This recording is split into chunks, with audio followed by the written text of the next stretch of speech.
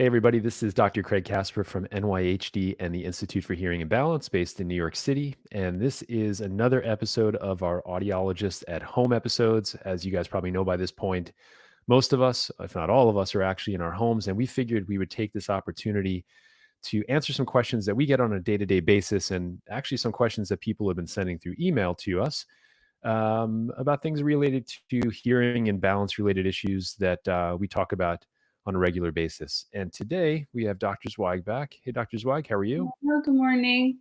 Good morning. How are you feeling today? I am feeling well so far. Good, good. All right. So today's question was for you. So I had you Mhm. back on. And the question is what makes a person a good candidate for hearing aids? Okay. This is a question we actually get often, being that when we test someone for the first time, for diagnosing hearing loss for the first time, this is a common next question is, am I a good candidate? I'd say there's two important variables when we talk about candidacy for hearing aids. The most obvious variable would be the hearing test results. Do the hearing test results suggest that that individual is missing important speech information at a normal level? So, the obvious hearing loss makes someone a good candidate. But I'd say that it wouldn't really stop there. I think that the second variable here would definitely be the motivation of the patient, or motivation in combination with realistic expectations.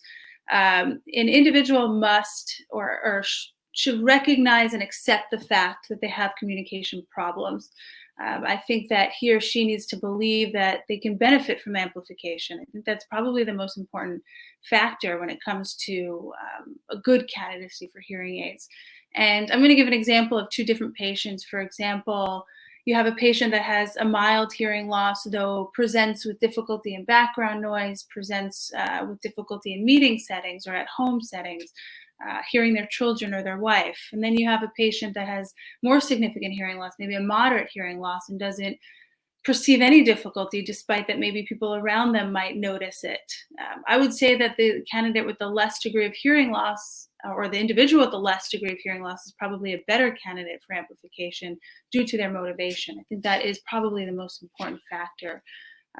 I think from a person, and again, I'm saying I think because a lot of this is opinion based, although there is some research to support the fact that motivation is, key in candidacy for hearing aids. This is something that we see in our practice when we do demonstrations or consultations with patients. From my perspective, the job of what my job is in a consultation is to be able to educate the patient on their audiogram, make sure they understand where their hearing loss is, what information they're missing. I think it's important that a patient understands all their options as far as different styles of hearing aids, to make sure they know that they're a candidate for one, maybe not others.